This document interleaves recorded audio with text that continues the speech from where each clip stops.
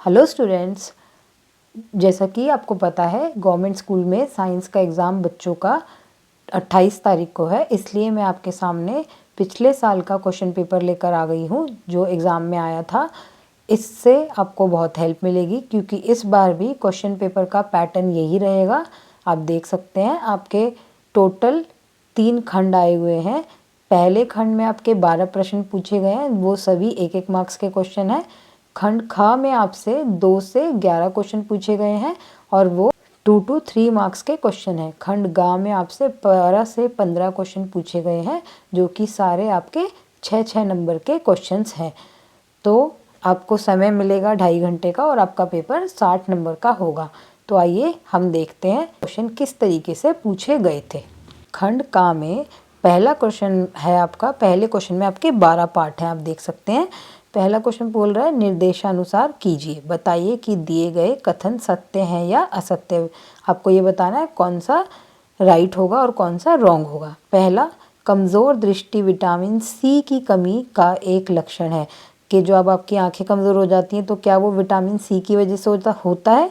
नहीं, ये गलत बात है, ये असत्य हो जाएगा क्योंकि वो विटामिन ए की वजह से होता है। क्वेश्चन नंबर सेकंड, जब एक छड़ चुंबक को लोहे की छीलन के पास लाया जाता है तब बहुत कम लोहे की छीलन छड़ चुंबक के सिरों पर चिपकती है। ये भी असत्य बात है। जब एक छड़ चुंबक को लोहे की छीलन के पास लाया जाएगा तो सारे के सारी छीलन ही लोहे पर चिपक जाएगी। थर्ड पार्ट है, दर्पण से हमें स्पष्ट प्रतिबिंब प्राप्त होता है। ये बात सही है, दर्पण से आपको एक बिल्कुल स्पष्ट प्रतिबिंब प्राप्त होता है। नेक्स्ट है, गन्ने के पौधे में फूल होते हैं। ये बात भी सही है कि गन्ने के पौधे में फूल होते हैं। नेक्स्ट बोल रहा है आपसे रिक्त स्थानों की पूर्ति कीजिए। अब इसमें बोल रहा है प्रकाश देने वाले पतले तार को विद्युत बल्ब का डैश कहा जाता है। तो इसमें क्या आएगा? तंतु, या फिर आप उसको फिलामेंट भी लिख सकते हैं। दूसरा, एक बेलनाकार चुंबक में डैश ध्रुव होते हैं। तो आपको पता है चुंबक में कितने ध्रुव होते हैं? 2 ध्रुव होते हैं, चाहे वो कोई भी चुंबक हो। पर्णवृंत पत्ती को डैश से जोड़ता है, तो पर्णवृंत पत्ती को तने से जोड़ता है। नेक्स्ट, समुद्र में जानवर डैश पानी से घिरे रहते हैं। तो इसमें क्या आएगा आपका? नमकीन या फिर खारे पानी से घिरे रहते हैं। निम्नलिखित प्रश्नों के उत्तर एक शब्द में देने हैं या फिर एक वाक्य में आपको देने हैं। तो आइए देखते हैं।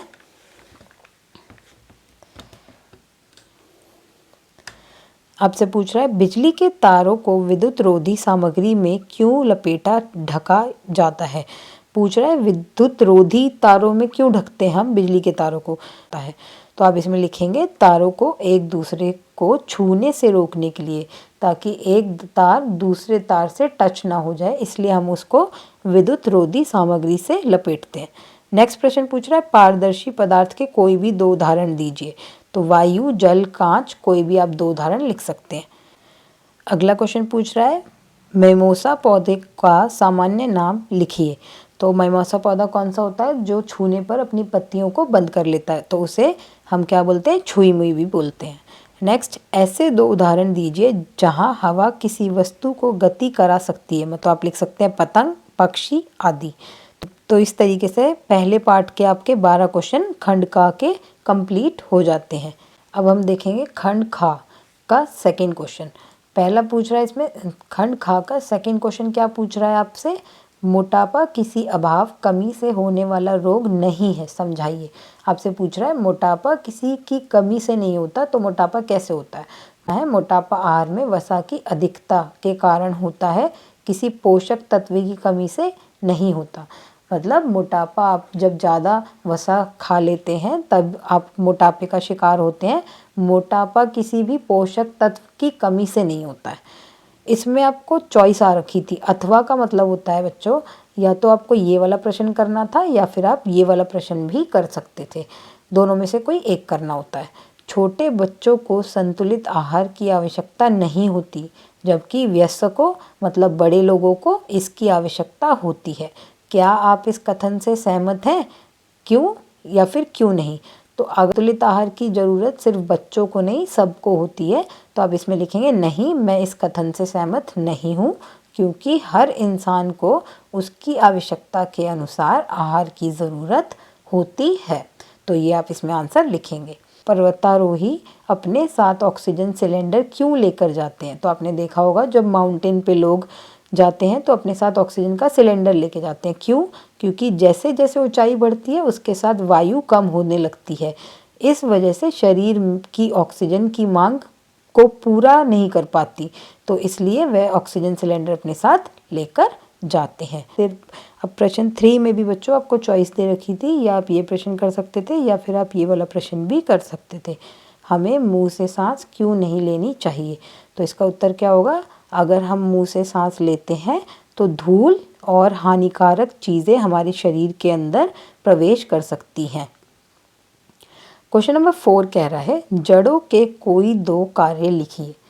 तो जड़ों के कोई 2 कार्य क्या होते हैं? आपको पता है, पानी और खनिज को अवशोषित करना पहला कार्य, दूसरा हो जाएगा पौधों को मिट्टी से स्थिर रखता है। मतलब प्रश्न नंबर 5 बोल रहा है आजकल बहुत सारे गाँव को विद्युत आपूर्ति मिल रही है, इससे ग्रामीणों को किस प्रकार सहायता मिली है?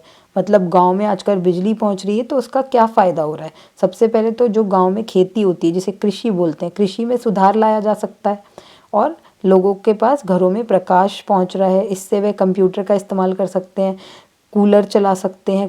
क्वेश्चन नंबर 6 कह रहा है, इसमें 2 पार्ट पूछे हुए हैं। कदापि सूर्य की ओर सीधे ना देखें, क्यों? आपको सूरज की ओर सीधे नहीं देखना चाहिए। क्यों? आँख को गंभीर चोट पहुंचाना। अगर आप सूर्य की ओर सीधे देखेंगे तो आपकी आँखों को नुकसान पहुंच सकता है।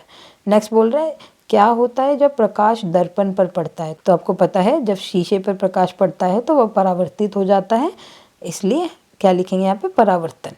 प्रश्न 7 क्या कह रहा है? आप मैग्नीज की छड़ी किस तरह से बना सकते हैं?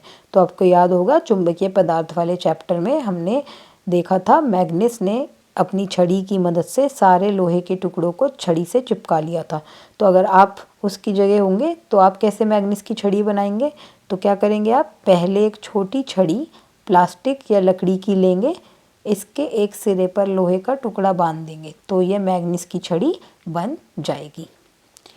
प्रश्न 8 कह रहा है निम्नलिखित की परिभाषा लिखिए और प्रत्येक का उदाहरण दीजिए। याद रखना है आपको, परिभाषा भी लिखनी है और उदाहरण भी लिखना है। तो दीप्तपिंड क्या होता है? दीप्तपिंड वह वस्तुएं जो अपना प्रकाश उत्सर्जित करती हैं, उन्हें हम दीप्तपिंड बोलते हैं, जैसे कि सूर्य या फिर बल्ब। अगला पूछ रहा है पारभासी वस्तुएं कौन सी होती हैं? वह वस्तु जिससे हम स्पष्ट रूप से नहीं देख पाते, जैसे तैलीय कागज या फिर बटर पेपर भी आप लिख सकते हैं। क्वेश्चन नंबर 9 कह रहा है मरम्मत कार्य के लिए बिजली मिस्त्री द्वारा उपयोग किए जाने वाले उपकरण जैसे पेचकस और प्लायर्स के हत्थों पर प्राय प्लास्टिक या रबड़ के आवरण चढ़े होते हैं। क्या आप इसका कारण समझा सकते हैं? तो आपसे सिंपल भाषा में ये कहना चाह रहा है वो कि बिजली जो मिस्त्री आपके घरों में काम करने आता है वो पेचकस वगैरह जो भी सामान का इस्तेमाल करता है वह प्लास्टिक या फिर रबड़ से ढके होते हैं। ऐसा क्यों होता है? तो आपको पता है इसका आंसर, क्योंकि प्लास्टिक या रबड़ विद्युत रोधक होते हैं, वो उसमें से बिजली नहीं गुजर सकती। काम करते समय गलती से बिजली का झटका अगर लग जाता है तो उससे सुरक्षित करने के लिए उस पे रबड़ या प्लास्टिक के आवरण चढ़े होते हैं। अब इसमें भी बच्चों आपको चॉइस दी हुई थी, आप ये क्वेश्चन कर सकते थे या फिर आप ये नीचे वाला प्रश्न कर सकते थे। तो आपको क्या लिखना था? इसमें क्या पूछ रहा है आपसे? किसी वस्तु के साथ चालक परीक्षित्र का उपयोग करके यह देखा गया कि बल्ब दीप्तमान होता है। क्या इस वस्तु का पदार्थ विद्युत चालक है या विद्युत रोधक है? व्याख्या कीजिए। तो आपको पता है कि जब बल्ब जल रहा है इसका मतलब उसमें से करंट पास हो रहा है, तो इसका मतलब वो विद्युत चालक होगा, क्योंकि विद्युत चालक वह पदार्थ होता है जिसमें से विद्युत गुजर सकता है। अब इसमें पूछ रहा है आपको व्याख्या भी करनी है, मतलब आपको रीज़न भी लिखना है। तो आप लिखेंगे वह विद्युत चालक है क्योंकि बल्ब दीप्तमान हो गया। क्वेश्चन नंबर 10 क्या बोल रहा है? तना पौधों में 2 तरफा यातायात वाली सड़क के समान है, व्याख्या कीजिए। बोल रहा है तना जो है पौधों में सड़क जैसे दोनों तरफ चलती है उसी की तरह तना भी पौधों में यातायात वाली सड़क के समान होता है। कैसे? तो पहला पॉइंट आप लिख सकते थे जल खनिज को ऊपर की ओर ले जाता है। सेकेंड पॉइंट आप लिख सकते थे पत्तियों से भोजन नीचे भी आ सकता है और दूसरी दिशाओं में भी चला जाता है, इसीलिए वह सड़क की भांति काम करता है। नेक्स्ट इसमें पूछा है वाष्प उत्सर्जन को परिभाषित कीजिए। तो आप जानते हैं पौधों द्वारा अपने अंदर मौजूद ज़्यादा पानी को वाष्प के रूप में बाहर निकालने को ही वाष्प उत्सर्जन कहते हैं। अब इसमें भी आपको चॉइस दी हुई है, आप ये क्वेश्चन कर सकते थे या फिर ये। मैंने आपको समझाया है अथवा का मतलब क्या होता है, ये वाला प्रश्न करेंगे आप या फिर नीचे वाला प्रश्न आप करेंगे। तो ये क्या पूछ रहा है, सजीवों या जीवितों को किन्हीं 3 सामान्य विशेषताओं पर एक एक वाक्य लिखिए। तो आपसे सिंपल पूछ रहा है वो, सजीव को हम सजीव क्यों कह रहे हैं, तो आपको लिखना है क्योंकि सजीव श्वसन करते हैं, सजीव को भोजन की आवश्यकता होती है, सजीव वृद्धि करते हैं। तो आप इनको 3 पॉइंट लिखने, तो आपको इनमें 3 पॉइंट लिखते निकले, तो आपको इसमें 3 पॉइंट लिखने थे क्योंकि 3 नंबर का क्वेश्चन था ये। क्वेश्चन नंबर 11, चुंबकीय कंपास की संरचना का वर्णन कीजिए। आपसे पूछ रहा है चुंबकीय कंपास कैसे बनता है, तो आप लिखेंगे यहाँ पे, कंपास में ग्लास कवर वाला बॉक्स होता है जिसके अंदर एक चुंबकित सुई होती है और डायल भी होता है जिस पर दिशाएं लिखी होती हैं, दिशाएं जैसे कि नॉर्थ साउथ ईस्ट वेस्ट, ठीक है। तो अब इसमें भी आपको चॉइस दी हुई है, अथवा मतलब या आप ये प्रश्न कर सकते थे या फिर आप ये नीचे वाला प्रश्न कर सकते हैं। इसमें पूछ रहा है उन वस्तुओं की सूची बनाइए जो चुंबकीय हैं और जो चुंबकीय नहीं है। अब आपको इसने लिख के भी दिया है तो आपको बस इसमें से छांटना है कि कौन सा चुंबकीय है और कौन सा नहीं है। तो पहले आप हेडिंग डाल देंगे चुंबकीय और इसमें आप लिखेंगे निकिल, कोबाल्ट, लोहा, ये तीनों ही चुंबकीय पदार्थ हैं। फिर आप लिखेंगे अचुंबकीय पदार्थ कौन कौन से, चमड़ा, कागज, कांच। ये आपने यहाँ से देख के ही लिखे क्योंकि इन्होंने आपको दिया हुआ था। तो इस तरीके से हमारा खंड खा भी पूरा हो जाता है। अब खंड गा में आपसे पहला प्रश्न जो है 12वां, ये मिलान का है, आपको मैच करना है। तो यहाँ पे आपको स्तंभ ए दिया हुआ है, यहाँ पे स्तंभ बी दिया हुआ है, तो आपको मिलाना है। अंडा, अंडा किसका स्रोत होता है, प्रोटीन का, तो अंडा के साथ आप 3 नंबर दिया हुआ है प्रोटीन, तो आप यहाँ पे मैंने 3 लिख दिया है। आप इसके सामने इसका सही उत्तर भी लिख सकते हैं। मूंगफली, मूंगफली क्या है, एक वसा का स्रोत है, तो आप यहाँ पे लिखेंगे वसा। ब्रेड, ब्रेड में कार्बोहाइड्रेट पाया जाता है, तो आप यहाँ पे इसका आंसर लिखेंगे कार्बोहाइड्रेट। सूरज की रोशनी से हमें क्या मिलता है, विटामिन डी मिलता है। तरबूज में क्या होता है, पानी होता है। विटामिन बी की कमी से क्या हो जाता है,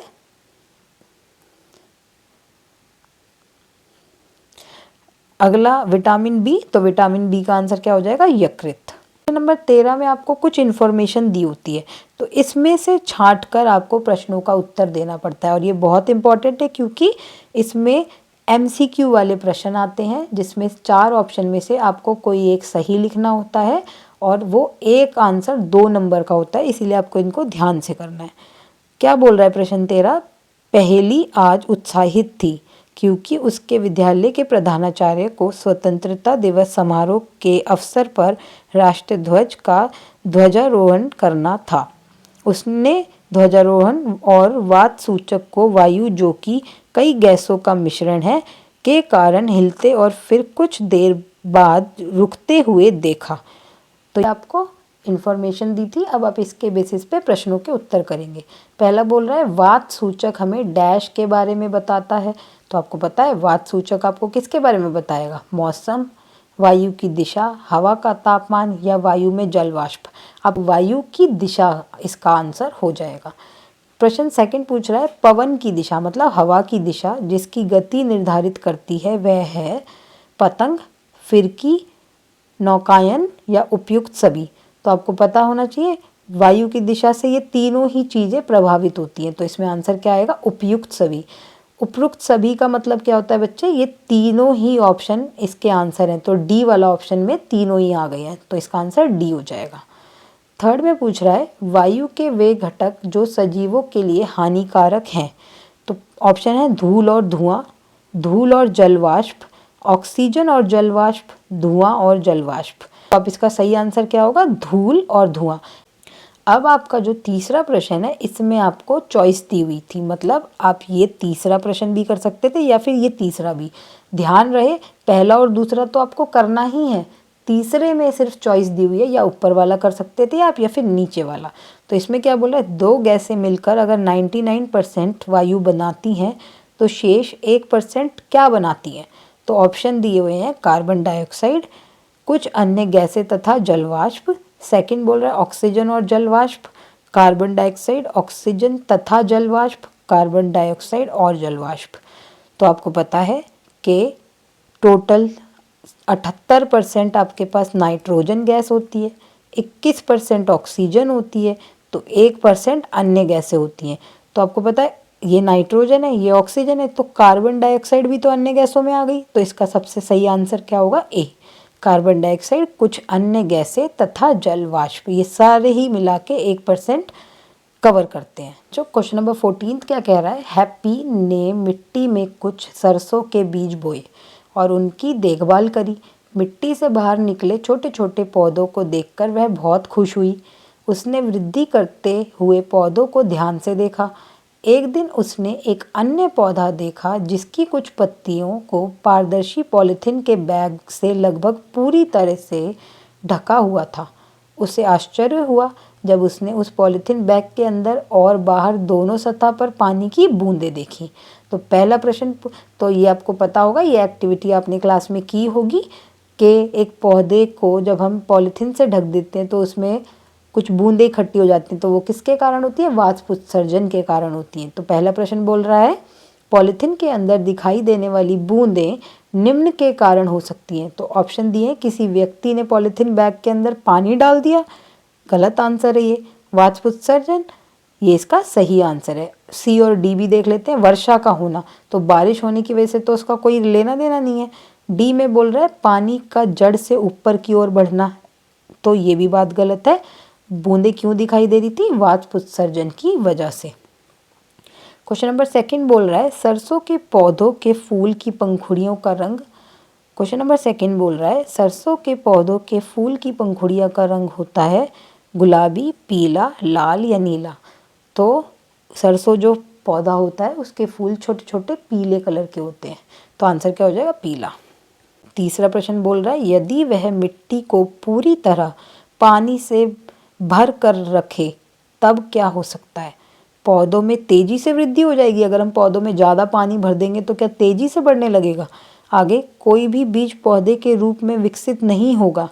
पौधों की जड़ें अपेक्षाकृत तेजी से कार्य करेंगी। फूलों की तेजी से वृद्धि, तो आपको पता है अगर हम पौधों को ज़्यादा पानी दे देते हैं तो वो पौधा खराब हो जाता है। तो पौधों में ना वृद्धि होगी, ना ही उसकी जड़ें बढ़ेंगी, ना फूल तेजी से वृद्धि करेंगे। तो ऑप्शन बी सही हो जाएगा। कोई भी बीज पौधों के रूप में विकसित नहीं होगा। सारे बीज तो गल जाएंगे, तो इसलिए वो पौधा विकसित ही नहीं हो पाएगा। अब इसमें भी आपको चॉइस दे रखी थी, या आप उसका सी पार्ट कर सकते थे या फिर ये वाला प्रश्न पूछ रहा है यदि पहली बीजों को एक दूसरे से बहुत निकट बोती है तब क्या होगा? सभी पौधे सामान्य रूप से विकसित होंगे, विकास कम और धीमा होगा, पौधों में फूल तेजी से वृद्धि करेंगे, सभी पौधे तेजी से वृद्धि करेंगे। तो आपको पता है जब पौधे बहुत ही पास पास उग जाते हैं तो उनका विकास कम हो जाता है और वो धीरे धीरे ग्रो करते हैं। तो ऑप्शन बी सही हो जाएगा।